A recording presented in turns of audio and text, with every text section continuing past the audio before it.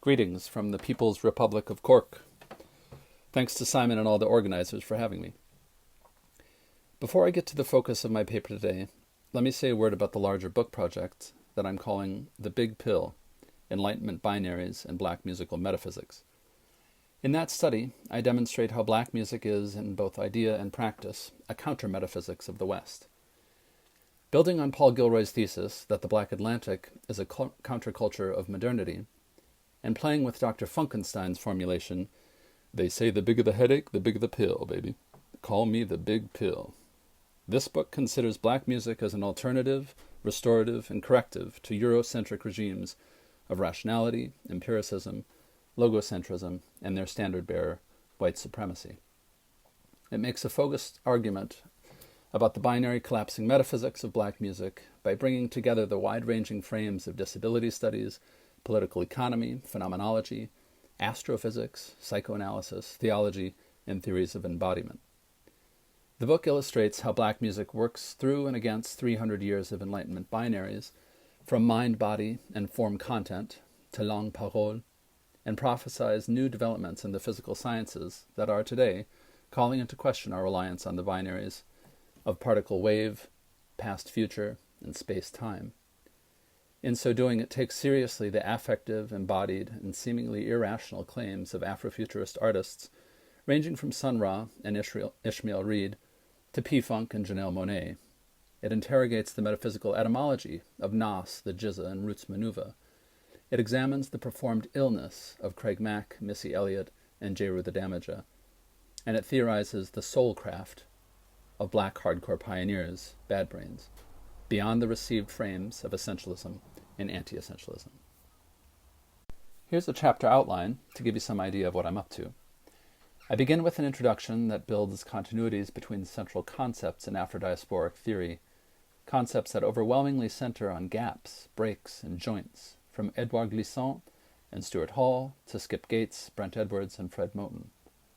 I then track the historical discourses around black music as alternately virus, disease, and cure in Chapter 1, before examining hip-hop discourses of illness as more metaphysics than metaphor in Chapter 2.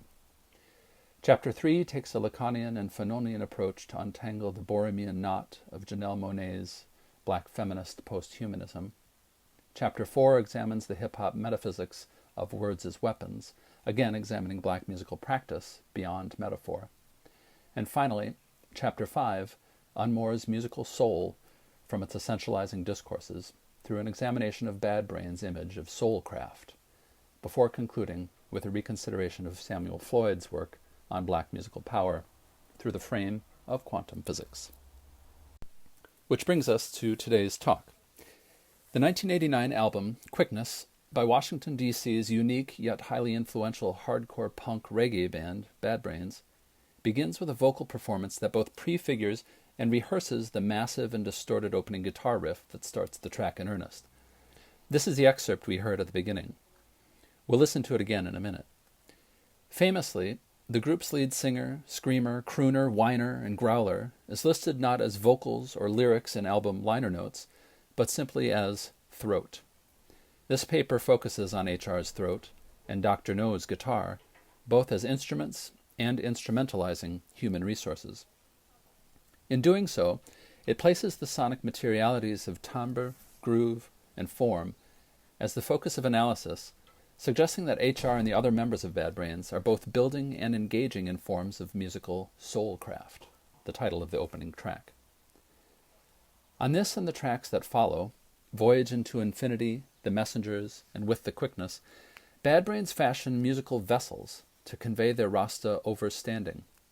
Notably, they fashion these crafts, make these voyages, and deliver these messages through HR's highly cultivated growls, squeals, and velvety-toned lyricism, as much as through the band's technical mastery of their instruments, ranging from lightning-fast virtuosic solos to the rhythmic, metric, and formal complexities that would come to define the genre that they were instrumental in developing, hardcore.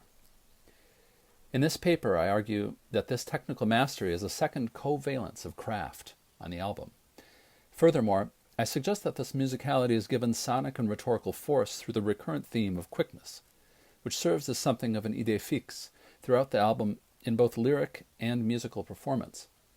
While quickness implies the speed, nimbleness, and craft of the musicianship displayed on the album, I'll argue that the term also gestures to spiritual consciousness, and most importantly, capacity for change, or growth, the ultimate human resource. Indeed, in the context of the album's Rasta episteme and Coptic biblical lexicon, quickness refers to life, as for instance in the memorable construction from 2 Timothy, the quick and the dead. As Bad Brains' double signification of the term craft implies, music is both process and product, both a time-staking artistic praxis and a vessel that moves us.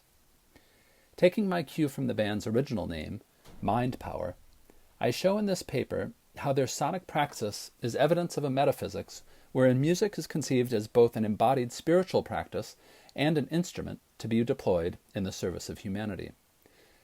Time and again on the album, technical mastery, musical variation, and the ability to change course are offered as sonic evidence of, in the album's opening words, life and creation. Taking up Paul Gilroy's suggestion that we might, quote, use music as a model to break the deadlock between the two unsatisfactory positions that have dominated recent discussion of black cultural politics, the essentialist and anti-essentialist positions, I read Bad Brains' hardcore and soul essences instead as dynamic unities, which I argue is an anti-essentialists, or more simply, human, reading. Gilroy, in fact, mentions Bad Brains by name in this foundational discussion, using the band as an example of the type of genre-blending hybrid that is an anti-essentialist's dream come true, a black punk rock group. So let me be clear. Mine is not an all lives matter argument. Instead of offering up Bad Brains as proof positive that we can all be whoever we want to be, or some other bullshit like that, what I'm doing here is offering up proof that their ideological, spiritual, and musical work, their soulcraft, is part of what in hip-hop studies we'd call a KOS quest, a search for knowledge of self, that views essence as a journey as much as it does a destination. Indeed, thinking about this in recent months has brought me to the conclusion that Black Lives Matter is itself a perfect example of an anti-essentialist movement, a movement and a form of cultural praxis that recognizes the banality of universal platitudes in the face of particular and pressing crises. Before I get too far along, I need to get some more Bad Brains in our ears to sonify what I'm talking about. I'm going to play a lot of music today, and my hope is that you can all help me build and elaborate this argument that centers around musical practice and spiritual ways of knowing and being. I specialize in Afro-diasporic musics as both scholar and performer, and I'm knee-deep in hip-hop consciousness, which is, of course, deeply indebted to Rasta overstanding. But I'd appreciate feedback from you all in affirming or redirecting as necessary, as reggae hasn't been a primary research focus for me.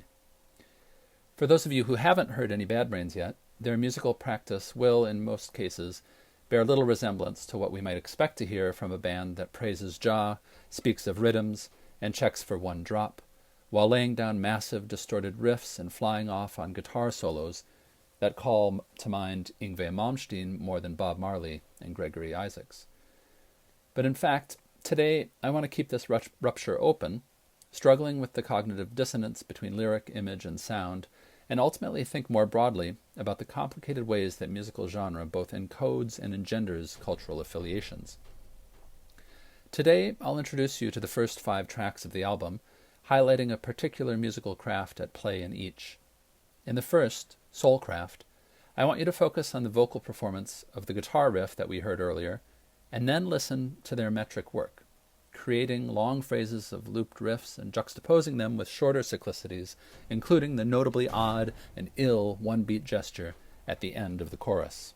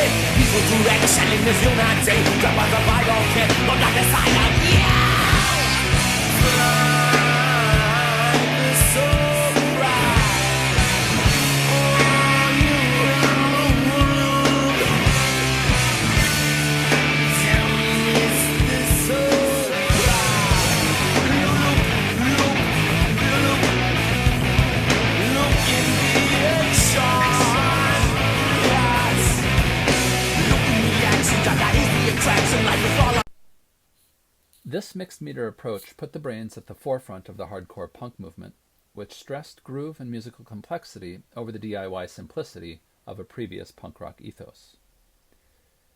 The next excerpt I want to play for you comes from Voyage into Infinity, a track that takes the soulcraft on a voyage to the beyond, where there is, notably, no double sign, an important gesture for the book's larger argument about Enlightenment binaries and black music's binary collapsing metaphysics. In this case, I want us to focus on the timbral transformation of HR's voice, though it will also be helpful to listen for the wide array of tone colors that guitarist Dr. No gets out of his instrument in this and the tracks that follow. Listen here for HR's transformation on the repeated "oh no" as he moves from his rich vibrato-laden baritone to the nails and battery acid voice that critic Mark Prindle describes. On this voyage to infinity, don't forget to take your soul. As a port, you'll find no double sign. Oh no, oh no, oh no, no. It feels like I don't know. Come on, his life will shine forever, and I got that's right. It feels so good. Rasta's not no lie.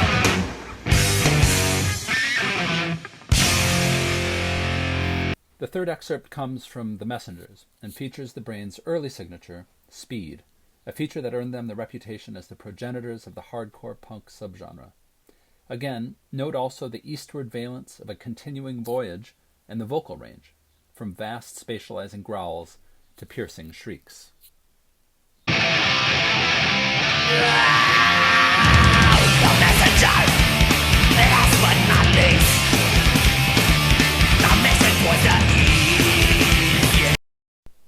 The fourth and penultimate musical example I want us to look at is the title track, With the Quickness, a track that I want to center around the virtuosity of Dr. No's guitar solo. In particular, listen to how HR prepares the solo with the line, "This alarm will open up your arms." As we'll see, like the previous gestures to musical quickness, be they metric, timbral, or with regard to tempo, this gesture is offered both as evidence of the band's consciousness and projected as an instrument that might help their audience out of sleep, an alarm that might open arms, or minds. Indeed, this opens up directly onto the musical metaphysics that are the focus of this paper.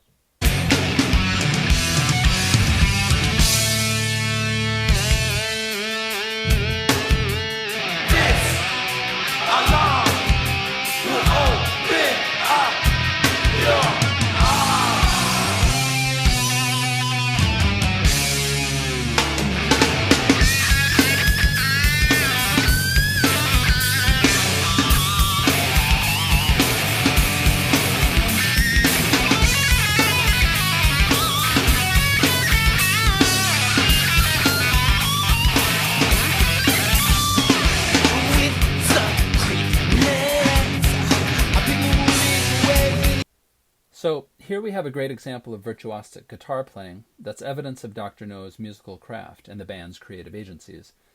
But I want to point out that it is also fashioned as a vessel that might reach the listener and have some effect thereupon. In short, it is a thing, as we'll see in a second. I also wanted to point out that we often think of such instrumental virtuosity in popular music, especially with regard to the guitar. But here I wanted to stop and highlight how HR's vocals are also evidence of virtuosity, a timbrally diverse style defined and discussed as virtuosic only later, when Mike Patton of Faith No More and Mr. Bungle fame started collaborating with another stylebender, John Zorn. Of course, speaking of Zorn, an even more notable aspect of this excerpt is its lyrical description of genre hybridization. Indeed, the song tracks lineages of black music's changing same from hip-hop back to bebop, from DC's go-go funk to one-drop reggae, from disco and acid rock to their realm of hybrid black hardcore. As H.R. puts it, they are all mashed up here in the music. The passage recalls the foundational essentializing arguments of Amiri Baraka's black music from over 50 years ago. While Baraka is rather subtle and deliberate in Blues People, here his black nationalism is in full bloom, and Africa looms large.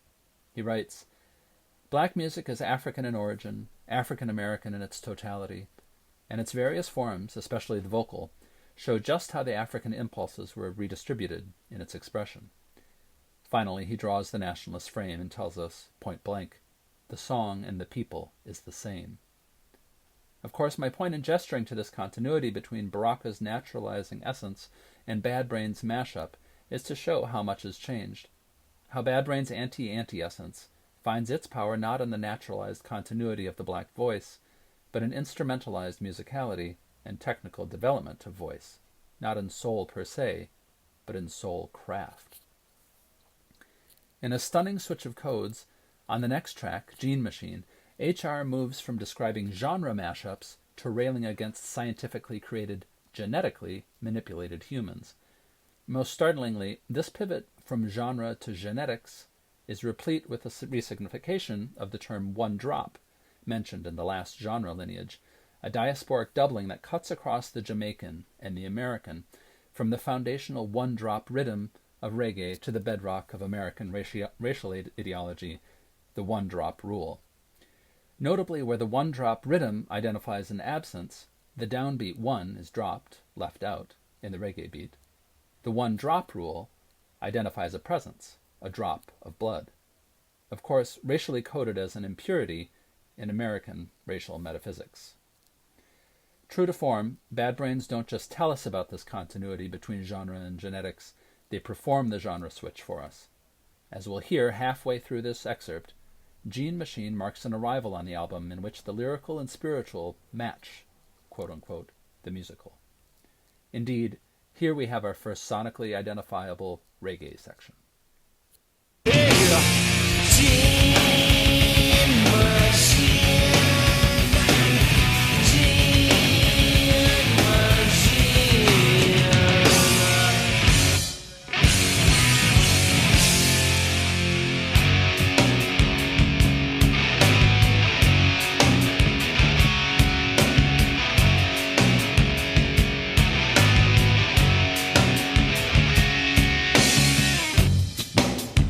Never know why when you see her.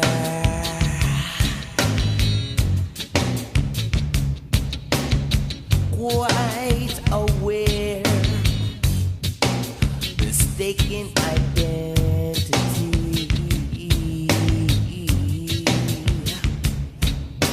Oh, machine. With this sonic craft now in our ears, I want to turn and flesh out the metaphysical argument with a brief discussion of the band's history to establish some of the ideological and epistemic underpinnings behind the metaphysics at play in Bad Brains' musical praxis. Indeed, this gets us back to the book's larger metaphysical argument. In short, central to the band's ideology is the idea of PMA, or positive mental attitude, that in fact gave life to Bad Brains' original band name, Mind Power. The name Bad Brains thus plays on an inversion of the word bad, in other words, not bad meaning bad, but bad meaning good. But here the meaning isn't simply good brains, but rather brains that are so good that they're bad. Here's the relevant clip on PMA and its influence from the 2012 documentary, A Band in D.C. The clip shows a performance of what PMA looked and sounded like in 1986 or so, before tracking the ideology's development and including the voices of other influential hardcore artists who drew inspiration from the Brains, including Ian MacKaye, Henry Rollins, and others in the doc. Most fascinating, however, is the way that this clip lays bare the fact that this worldview was inspired not only by Rastafari and biblical mysticism, but from an early self-help book. Napoleon Hill's 1937, Think and Grow Rich. Don't care what you may say, we got that attitude. Don't care what you may do, we got that attitude. We got that feeling. We got that feeling. I got into a conversation with my dad one day, and he said, you know what, I think I'm going to share something with you. Why don't you go read a book? And he gives me this book, and I see it, and it says, Think and Grow Rich. And it made sense, you know, to stay positive, not to worry. And it would show how people who refrain from living violently will get a good response. Bad Brains were running this PMA thing, and their whole thing was that music should mean something, but it should also have a message to the audience, which pushes the audience as part of the thing.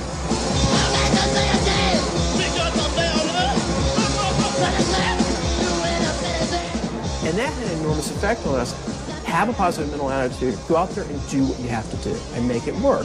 And if you do it, it will work. The punk music in England was informative, but it was more like, you know, fuck this, fuck that. We wanted to try to give an alternative and unify the people. And yes, we can make a change if we unify, as opposed to just saying, you know, this is screwed up and that's screwed up, and that's just the way it is. I think that was the difference initially in our message. And, you know, just being positive as opposed to destructive. Like everywhere else, like punk rock was like connected to nihilism, like to destruction. And actually, we heard PMA sort of saying, like we're making something, we're building something. So here's where I am now with this project. As I say, I'm interested in this music and these ideas, and this music as ideas, as part of a larger project on black music as a counter-metaphysics of the West, a metaphysics of overstanding, wherein we can understand metaphors, for example, as something more than metaphorical, and a metaphysics wherein we can begin to think of thoughts as things, wherein we can begin to break down some of the entrenched binaries and received frames of post-Enlightenment thought. One way forward with this larger project is a set of continuities between Carolyn Abate and Homi Bhabha's work on the Barthesian voice, a voice that's not phonological but phonetic, not a meaning voice but an embodying voice. Notably, the oft-cited Barth passage that Abate quotes in her Invoicing article also centers on the frames of phenotypes and genotypes. Barth writes, "Writing aloud is not expressive. It leaves expression to the phenotext, to the regular code of communication. It belongs to the genotext, to significance. It is carried not by dramatic inflections, subtle stresses, sympathetic accents, but by the grain of the voice, which is an erotic mixture of timbre and language, and can therefore also be, along with diction, the substance of an art, the art of guiding one's body, whence its importance in Far Eastern theaters." Of course, while the attention to sonic substance is a much-needed one in our studies of voice, the danger in this reification of the discrete realms of pheno and genotexts is its essentialization of the body. Homi Bhabha's use of Barth in Location of Culture, on the other hand, gestures to a potentially more open and productive model. He writes, "In Barth's The Pleasure of the Text, I find a subtle suggestion that beyond theory you do not simply encounter its opposition, theory-practice, but an outside that places the articulation of the two, theory and practice, language and politics, in a productive relation similar to Derrida's notion of supplementarity. Quote, a non-dialectical middle, a structure of jointed predication, which cannot itself be comprehended by the predicates it distributes. Not that this ability shows a lack of power, rather this inability is constructive, constitutive, of the very possibility of the logic of identity." Bhabha continues, "At this point, Barth writes, all linguistics that gives an exorbitant dignity to predictive syntax fell away. In its wake, it becomes possible to subvert the power of completion which defines sentence mastery in Marx, as with a supreme, dearly won, conquered savoir-faire, the agents of the sentence. The hierarchy and the subordinations of the sentence are replaced by the definitive discontinuity of the text, and what emerges is a form of writing that Barth describes as writing aloud. Quote, a text of pulsional incidents, the language lined with flesh, a text where we can hear the grain of the throat, a whole carnal stereophony, the articulation of the tongue, not the meaning of language. While I wonder about the reifying and potentially reessentializing idea of grain of the throat, as though each of us have one genetically essential and unalterable voice, the language here is otherwise remarkably evocative of Bad Brain's cultural work, and the larger frame of Afro-diasporic gap theory that I outlined at the beginning of this paper. Treating soul not as essence, but as instrument, certainly subverts the power of completion that Barth describes. Baba goes on to define his concept of the third space very much along these lines, and what's more, this passage gestures almost perfectly to Moten's analysis of black radical artists who find ways to live in the break between language and the speech act, as he describes it, but also the break between, as Barth puts it, theory and practice, language and politics. Or, as H.R. might put it, between thoughts and things. In my view, this is the gap for agentic voice. This is the third space, the non-dialectical middle, between objectivity and subjectivity, between structure and our place in it, between soul and craft. As H.R. croons on Voyage to Infinity, from the decks of his soul craft, quote, "At the port there'll be no double sign." Thank you. Fed up,